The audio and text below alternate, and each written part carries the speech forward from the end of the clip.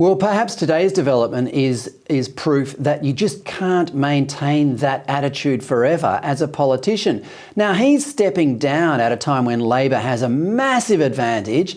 It's got 53 of the 59 seats in the state's lower house. I mean, it's alarming. It's weird enough that he would be stepping down when he's got almost complete control over the state. But let's have a little look into the future. Who is stepping up and what will happen now? Will there be more of the same, Rocco? I mean, Deputy Premier Roger Cook, who's the former health minister, he'd probably be in line of succession, probably be the next one that you would think would step up. But they're all very much of the same breed there. All this hard left nonsense. Very little in there in terms of the cabinet, in terms of the state cabinet that would disappear, or that would disagree, I should say, or move away from the policies that McGowan has put in over the last few years. They very much want to keep them. But it remains to be seen now whether the Liberals will actually try and form a proper opposition. That was the thing I think we were also very much let down by over here, particularly over the last term of government, where the Liberals went me too on the health advice. They even tried to out-left McGowan and the Greens on the closure of coal-fired power stations.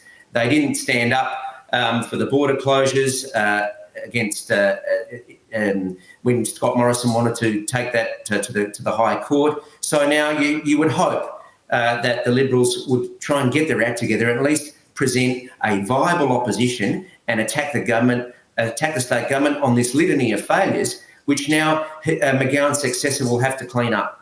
Yeah, well, speaking of a viable opposition, I have the number for one of the two Liberal MPs in the lower house and rang that person today. Didn't pick up, didn't get a message back. I texted. They can't even stand up on a day like today and say, why is the Premier resigning? It's pretty pathetic. The Liberals will have to try a little bit harder if they want to form government anytime soon. One last question, Rocco. Go on, yeah. No, that's it. I mean, he's abruptly resigning. I mean, that's the first question you'd ask. Why is he abruptly resigning like this? Indeed. Yeah.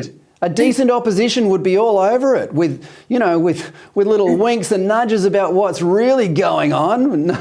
But that's right. Maybe one day it'll all come out. But Rocco, one last question. I mean, as you know, I grew up in Western Australia. I'm still quite a proud West Australian, even though I haven't lived there for over 30 years.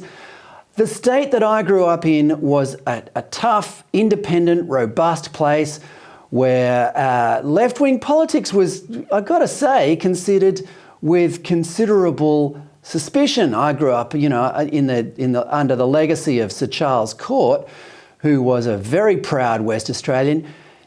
Do you think the leftist tendencies in Western Australia these days are reflective of genuine West Australian culture and attitudes?